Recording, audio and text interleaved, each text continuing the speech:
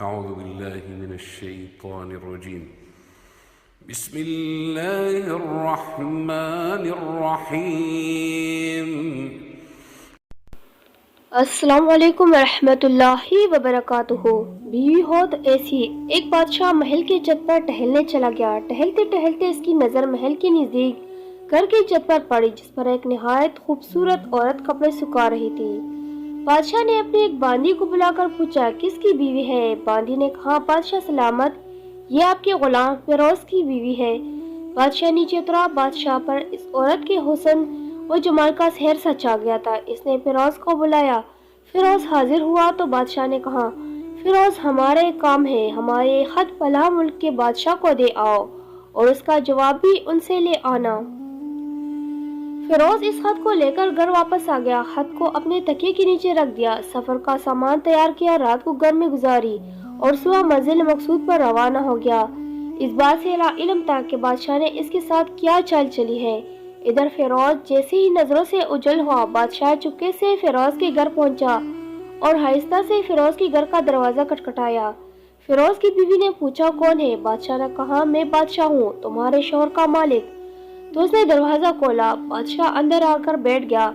فیروز کی بیوی نے حیران ہو کر کہا، آج بادشاہ سلامت یہاں کیسے، ہمارے غریب خانے میں کیسے؟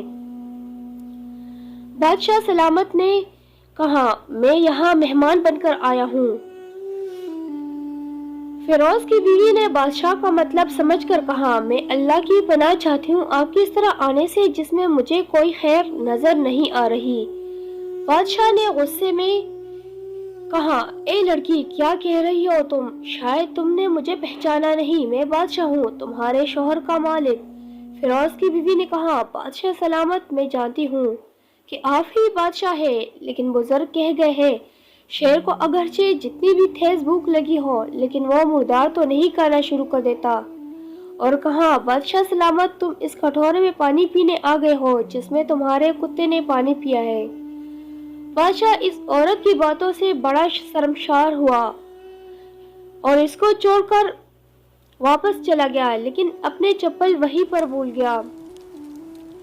ادھر یہ سب تو بادشاہ کی طرف سے ہوا۔ اب فیروز کو آدھی راستے میں یاد آیا کہ جو خط بادشاہ نے اسے دیا تھا وہ تو گھر ہی چھوڑ آیا ہے۔ اس نے گھوڑے کو تیزی سے واپس موڑا، اپنے گھر کی طرف لگا۔ فیروز اپنے گھر پہنچا تو تکیے کے نیچے سے خط نکالتے وقت اس کی نظر پلنگ کے نیچے پڑے بادشاہ کی نال چپل پڑی۔ فیروز کا سر چکرا کر رہ گیا اور وہ سمجھ گیا کہ بادشاہ نے اس کو سفر پر صرف اس لیے بھیجا تاکہ وہ اپنا مطلب پورا کر سکے۔ فیروز کسی کو کچھ بتائے بغیر چپ چاپ گھر سے نکلا، خط لے کر وہ چل پڑا اور کام ختم کرنے کے بعد بادشاہ کے پاس واپس آیا تو بادشاہ نے انعام کے طور پر اسے 100 دینار دیے۔ فیروز دینار لے کر بازار گیا اور عورتوں کے استعمال کی قیمتی کپڑے اور کچھ تحائف بھی خریدے۔ گھر پہنچ کر بیوی کو سلام کیا اور کہا، چلو تمہارے میکے چلتے ہیں۔ بیوی نے پوچھا، یہ کیا ہے؟ کہا، بادشاہ نے انعام دیا ہے اور میں چاہتا ہوں کہ یہ پہن کر اپنے گھر والوں کو بھی دکھا دو۔ بیوی نے جیسے آپ چاہے۔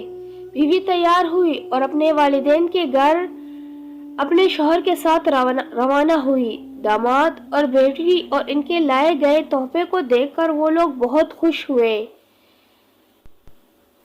فیروز بیوی کو چھوڑ کر واپس آ گیا اور ایک مہینہ گزرنے کے باوجود نہ بیوی کا پوچھا اور نہ اس کو واپس بلایا۔ پھر کچھ دن بعد اس کے سالے سے ملنے آیا اور اس سے پوچھا، فیروز، آپ ہماری بہن سے غصے اور ناراضگی وجہ تو بتائے، یا پھر ہم آپ کو قاضی کے سامنے پیش کر گئے؟ تو اس نے کہا، اگر تم چاہو تو کر لو، لیکن میرے ذمہ اس کا ایسا کوئی حق باقی نہیں جو میں نے ادا نہ کیا ہو۔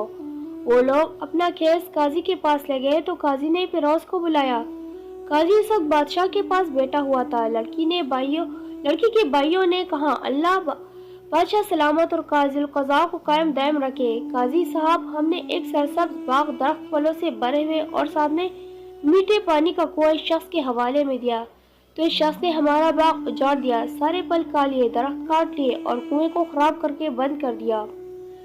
قاضی فیروز کی طرف متوجہ ہو کر پوچھا، ہاں تو لڑکے، تم کیا کہتے ہو اس بارے میں؟ فیروز نے کہا قاضی صاحب جو باغ مجھے دیا گیا تھا وہ اس سے بہتر حالات میں نے انہیں واپس کیا ہے۔ قاضی نے پوچھا کیا اس نے باغ تمہارے حوالے ویسی حالت واپس کیا ہے جیسے پہلے تھا؟ انہوں نے کہا ہاں ویسی حالت میں واپس کیا ہے، لیکن ہم اس سے باغ واپس کرنے کی وجہ پوچھنا چاہتے ہیں۔ قاضی ہاں فیروز تو تم کیا کہنا چاہتے ہو اس بارے میں؟ فیروز نے کہا قاضی صاحب میں باغ کسی باغ یا نفرت کی وجہ سے نہیں چھوڑا، بلکہ اس لیے چھوڑا کہ ایک دن میں باغ میں آیا تو اس میں نے شیر کے پنجوں کی نشان دیکھے تو مجھے خوف ہوا کہ شیر مجھے کھا جائے گا، اس لیے شیر کے اکرام کی وجہ سے میں نے باغ میں جانا بند کر دیا۔ بادشاہ جو ٹیک لگائے سب کچھ سن رہا تھا اور اٹھ کر بیٹھ گیا اور کہا فیروز اپنے باغ کی طرف امن اور مطمئن ہو کر جاؤ، واللہ اس میں کوئی شک نہیں کہ شیر تمہارے باغ آیا تھا، لیکن وہ وہاں پر نہ تو کوئی اثر چھوڑ سکا، نہ کوئی پتا توڑ سکا اور نہ ہی کوئی پھل کھا سکا۔ وہ وہاں پر تھوڑی دیر رہا اور مایوس ہو کر لوٹ گیا۔